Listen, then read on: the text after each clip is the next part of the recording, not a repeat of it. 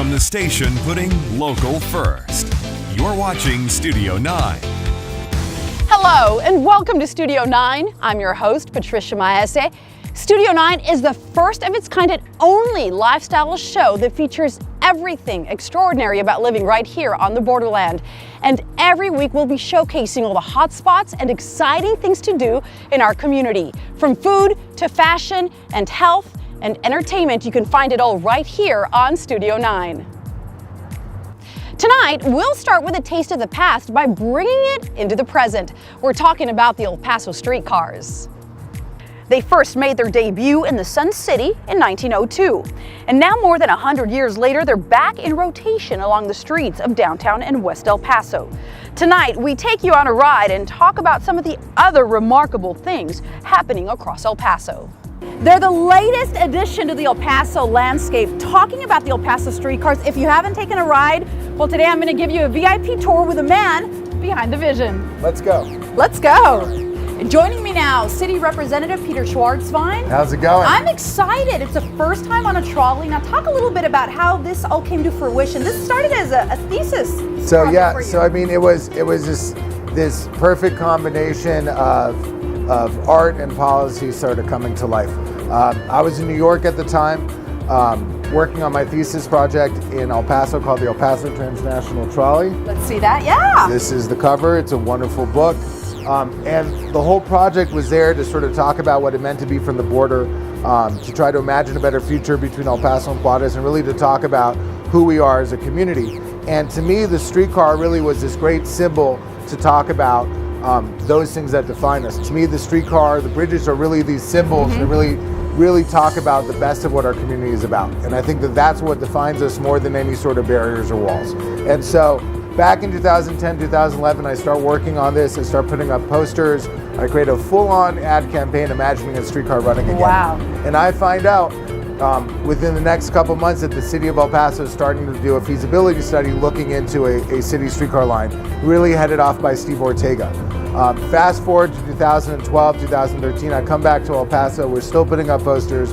We're still working on the project. And there's an opportunity for the city to come with a $97 million grant from the state of Texas through TxDOT for a 5.2 mile vintage streetcar line. There was some discussion about whether to use the actual streetcars that we're in now, which are the same streetcars that ran on El Paso streets. Incredible, so much history in these vehicles. These streetcars here were designed in 1935 by Franklin Delano Roosevelt. In the 1930s, he wanted a streetcar that could run in any city in the United States. This was the design that he selected. This is the best of Art Deco design. And what you're looking at here is the best of both worlds. You have an old historic streetcar in the streetcar and transit community. This is an unbelievable story because very few cities are taking the actual cars that used to run in their cities, if they still have them, and bring them back to life. Not only are we doing that, but we also have Wi-Fi on these as well. Air conditioning and cooling, none of those existed when these cars were first up and running. So you have the marriage of the tradition and the history with the modern amenities on board, and they're stunning, they're beautiful. If you've never taken a ride, very, very nice. Let's go back into the past and the history and what the streetcars meant for the El Paso Juarez community. So, you know, when these cars were running in our community, you can talk to anybody probably over the age of 50, certainly 60, and they remember riding them. This wasn't just a fun way to get around, this was a source of an economic driver. The JCPenney's in the 1950s in downtown El Paso was the highest grossing JCPenney's in the United States. Wow. More than Chicago or New York, LA was downtown El Paso because of our brothers and sisters in Juarez coming over and shopping every single day, right? So the highest grossing Woolworth in the 1960s was in downtown El Paso as well. You have tons of families, generations of El Pasoans and Juarensians who remember riding the streetcar and remember it fondly. Fast forward to today, now we have an opportunity for transit-oriented development, to look at development around our downtown core and through our uptown and university corridor as well. And you're starting to see it. You have places like Savage Goods that opened up right off the streetcar line. Yeah. You have 5 new hotels in the last 3 years that have opened up around our streetcar line. The Hotel Indigo, the Aloft Hotel, the Marriott Courtyard, the Camino Real, which is coming back as a Marriott Autograph Paso del Norte Hotel. The Plaza Hotel is being redone. What a streetcar does is it signifies to property owners and to developers that this is a place that's great for investment, because these cars are going to be coming by, people are going to be riding them, people are going to be exploring it.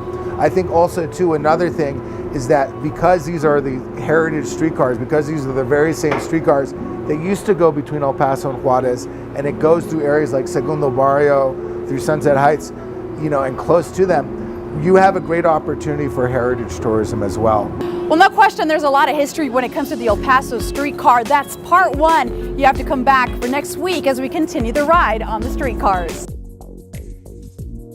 It's called petrichor, the smell of rain hitting the desert, and most of us love to take in a deep breath. Well, one local man is now bottling and selling that smell to people who moved away. KTSM 9 News reporter Susie Castillo shows us exactly how he's doing it. The main ingredient to get the smell of desert rain are the leaves of the creosote plant, a plant that is found in abundance throughout the borderland. Bottling the smell of rain in the Southwest with the help of nature. The leaves of the creosote plant, which are known for giving the desert Southwest its rain smell, the leaves, when they're wet in the rain, the resin on that evaporates, which gives it that sweet aromatic smell. He finds his inspiration in the desert. I never strip a bush bare. I'm very cognizant not to do that. I take a little here, a little there. After many different methods, I tried candles, I tried oil lamps, I tried creating an essential oil, I tried infusion methods, I tried extraction methods, I tried everything. Trial and error over the last year and a half, Kyle Alvarado finally created Chaparral Hydrosol. And when you put that hydrosol in essential oil diffusers that use water, and you find the dilution that you like, you let it run, and it smells like it's raining in your apartment or your home. Alvarado made it specifically for locals who move away. The whole thing is just to remind people of home, because this smell, I think when you smell rain in other places, it does not smell like rain in the desert Southwest. He put his first batch on sale last month. It sold within 2 hours. So far, everyone says it's a great reminder of home. Alvarado says a portion of the sales will go to a different local nonprofit every 6 months. Susie Castillo, KTSM 9 News. For more than 100 years, this downtown El Paso staple has been serving up fine cuisine and some of the most luxurious and delicate wines and liquors. Coming up on Studio 9, we'll give you a VIP seat inside Cafe Central and show you firsthand what makes their dining experience so exquisite. Studio 9 sponsored by Tropicana Homes, building homes in the El Paso area for more than 69 years. Tropicana has been recognized locally and across the state multiple times as the Best Builder of the Year and Best Developer of the Year. There are 9 Tropicana communities currently serving the El Paso area. Find out more about Tropicana on our website at ktsm.com and click on the Studio 9 tab. Cafe Central first opened its doors back in 1908 across the border in Ciudad Juarez. And back then, its clientele were mostly gamblers, cabaret patrons, and some gunslingers. Joining me now is the general manager for Cafe Central. I'm standing here with Fred Trulev. Hi, Fred. Hello, how you doing? It's very exciting for you all. You just celebrated 100 years. Tell me a little bit about the rich history of the restaurant, because it first started in Juarez, right? It did in 1918. Talk about that. It was fantastic. It was, more of a cafe style, gentleman club, cigars, brandies, and stuff like that. Really, really nice. A place to hang out and get to know each other. Eventually became into a restaurant. In October of 1991, it moved to this location. There's still some original pieces here in the bar itself from the original location in Juarez. And it's been fantastic. It's been great. It's been a learning experience all the way through. Cafe Central is synonymous with fine dining and, of course, fine liquors, fine wines. Talk a little bit about what people can expect when they walk through your doors. Of course. You know what? Our food is as fresh as you can find anywhere in the city. Seafood to die for. Steaks we're definitely known for. Spirits. We got some rare items that most people don't know about and that nobody else has in town especially. Our wine list is extensive, between 1,100 to 1,400 items at a time, depending on what's available to us. Yeah, it's been a work of art. And it's also the ambiance. It sits in the heart of downtown El Paso, walking distance. The atmosphere is just fantastic. Why do people like coming here so much? You know what? I think over the years we've become that destination place, and people love to come experience that because this is true dining in itself. You know, the staff is experienced. We have our sommelier here who's been here for quite some time and definitely knows his job as well, which makes it easy and interesting. And then of course our kitchen staff. It's amazing. It's amazing. Decorated chefs, you name it. We've had the privilege of working some of the best people in the industry. And you've had some celebrities walk through your doors, people that really, they pass through El Paso or they come to El Paso or they do a show here and they want to have dinner here or have a cocktail here. Tell me a little bit about some of the faces that have graced your restaurant. Of course, you know, unexpectedly we've had those people come through, Ozzy Osbourne, Ellen DeGeneres. Wow. I'm trying to think of a few others off the top of my head. There's been a few, Oscar de la Hoya. I'm just trying to think. Some of the Baldwin brothers have been through here, Sylvester Stallone, and numerous athletes as well. And people come here to celebrate also birthdays, anniversaries, events. Talk about what you offer, especially for those special events and what you can do for people. Of course, you know, we have private dining rooms. Our smallest one accommodates about 20 guests. Our largest one can do up to about 48. And then of course we have different areas of the restaurant that we can accommodate different parties as well. But we've done everything from company parties to team building parties and even weddings, believe it or not, but it's been great. And then you have an extensive wine cellar comparable to none other in the area as well. And like you said, some very rare wines and liqueurs as well. And people need to come check it out. So if you've never been to Café Central, come visit. They really will make you feel welcome at home, and the atmosphere is like none other. And if you want more information on Café Central, you can find it on our website at ktsm.com. Make sure you click on the Studio 9 tab. Beauty and youth meets innovation. There's now a new way to give your face a lift with minimal scarring. And the procedure is being done here in the Sun City.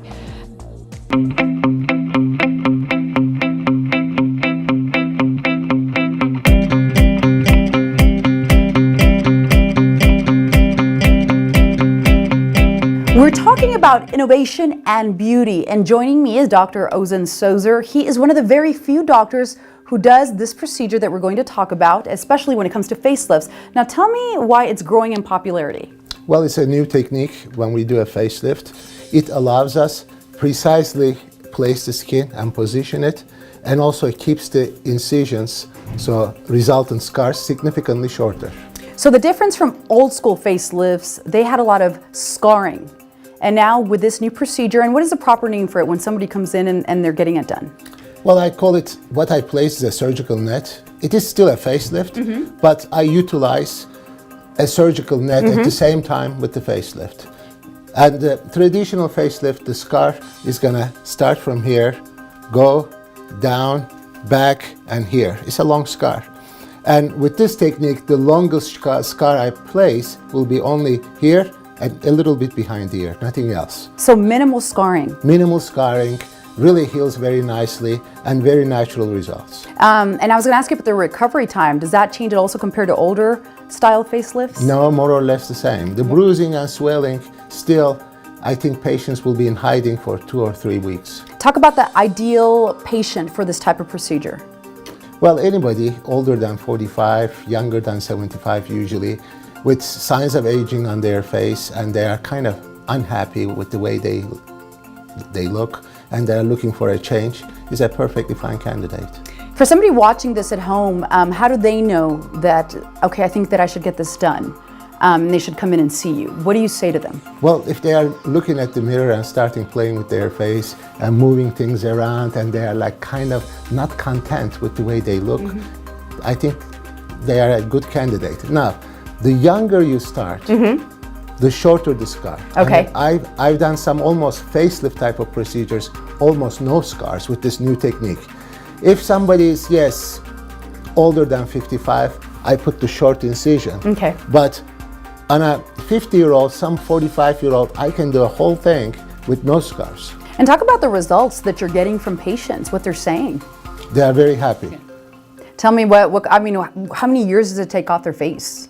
I have some patients, they look younger than their daughters. And we're going to see some pictures. You're going to show us actually a patient and the difference. I mean, they go from being in their 60s and looking about their age to really removing years, Yes. decades. We're talking about decades, right? And in a natural fashion. Not pulled, not like they are going 100 miles an hour. It just looks fresher and more natural. Exactly. You look healthier. So you were one of the few to do it here in the United States, but you're also teaching this technique. Talk about that. Yes, like 2 weeks ago, I was in Mexico City. They invited me. It's a big hospital with a training facility.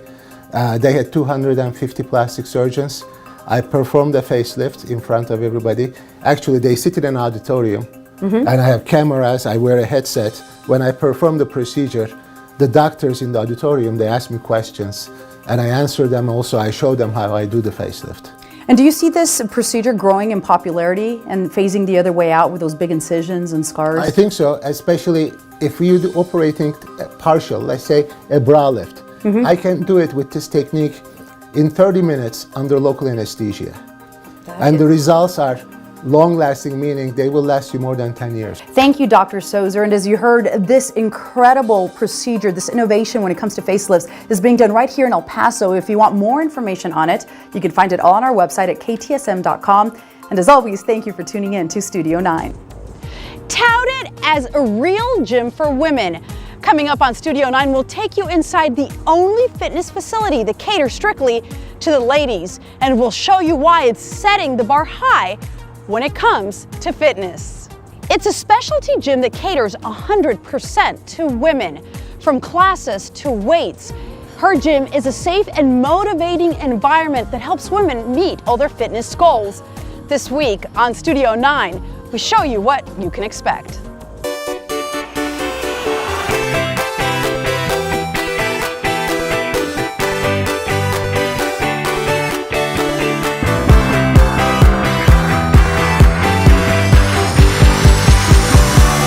Well, there's no question that everybody wants to get in shape for spring, and if you're looking for something new and unique, we have just the thing for you. I'm here at her gym in West El Paso. Joining me is Taylor Bencomo.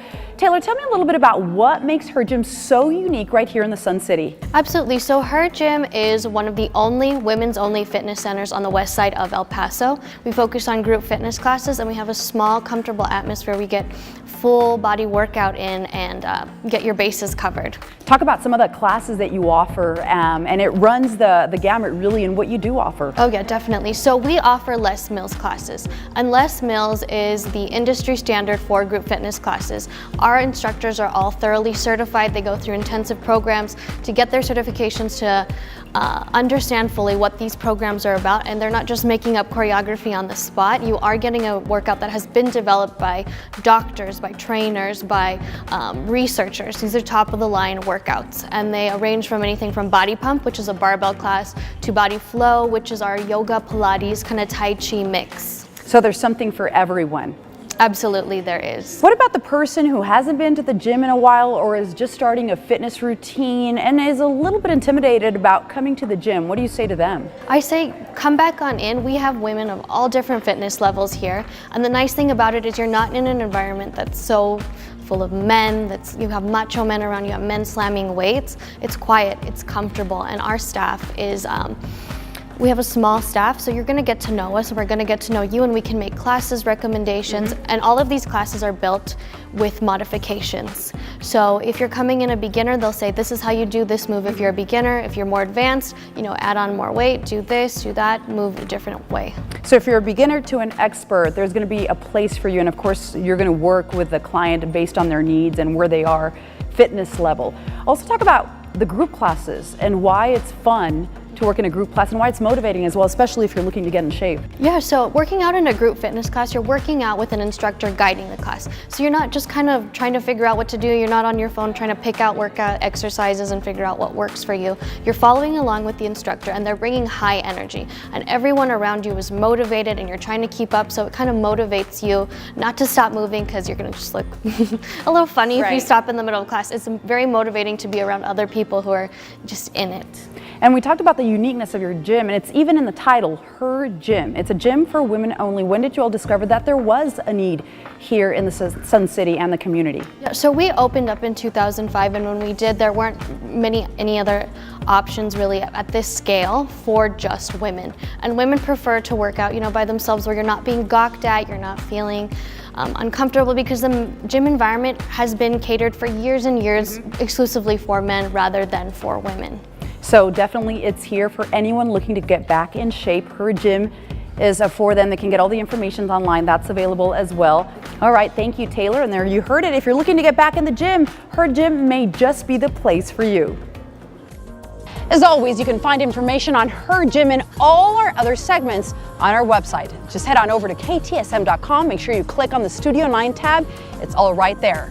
We'll be right back on Studio 9.